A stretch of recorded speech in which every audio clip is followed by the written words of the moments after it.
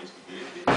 Για να πούμε όμως τους μύθους και τις πραγματικότητες, το τι ακριβώς συμβαίνει και ποια είναι η πραγματικότητα, έχουμε εδώ στο στούντιο δύο ειδικούς, τον κύριο Ηλία Κονοπάκο, πρώην Διευθυντή Έρευνας και Παραγωγής Υδρογονανθράκων στα ελληνικά πετρέλαια, και τον κύριο Θεόδωρο Τσακίρη, αναλυτή του ΕΛΙΑΜΕΠ, που είναι επικεφαλής του προγράμματος Γεωπολιτικής Ενέργειας του ΕΛΙΑΜΕΠ. Καλώς ήρθατε, κύριε Κονοπάκο.